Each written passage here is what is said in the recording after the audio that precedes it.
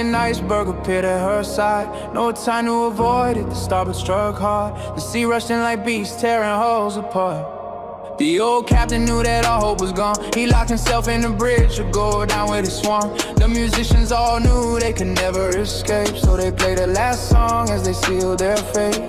Jack and Rose ran to the stern in their flight. They held the railing with all of their might, knowing the longer they stayed out of the sea, the better the chances of living would be. Half the ship sank beneath the dark foam. The circuits all short and no lights to guide them home. Then suddenly the vessel began to break, split right into with a thunderous quake. Oh, Rose was frozen with terror and dread, but Jack kept encouraging the words that he said. Soon the Titanic completely went down. They were pulled in the current, they thought they would drown. Rose wore a life vest and quickly surfaced. The stranger tried drowning her, his fear was so heartless, but Jack with his swimming skills made it up too. He punched the man hard and pulled Rose on through. They found a debris board floating nearby, but it could hold only one though. Both would try without hesitation. Jack gave her the chance. He stayed in the water in that frozen expanse. A crewman was blowing his whistle for hope. Mrs. Brown urged the others to turn back the boats, but the sailor in charge threatened her with hate. Said one more word and she shared the same fate. Harold alone chose to turn back and say, he cleared out a lifeboat to search for the brave. The minutes passed slowly, the ocean grew still. Most died in the terror and unforgiving chills. Rose was shaking, her body was numb. Jack had reached his limit, his end had come.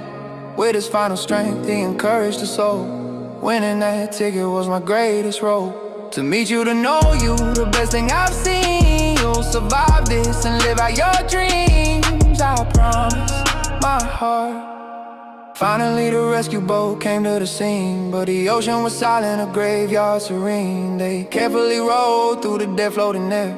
Is anyone living? They called through the air, but only the silence came back as reply. Rose woke to the sound, heard the rescuers cry. She tried to wake Jack, but he'd already gone. His breath had stopped, his life withdrawn. Rose started dying right there in the cold, to stay with her lover and let the sea hold. But then she remembered the promise she made. She had to survive, she couldn't betray. She tried to call out, but her voice was too weak. The boat was too far and too quiet to speak. She let go of Jack's frozen hand at last. I promise I'll live, she said as he passed. Jack sank forever in that ocean so deep. Rose dove in the water, no time left to weep. With her final strength in the Atlantic so cold, she swam to the crewman and blew the life whistle bold.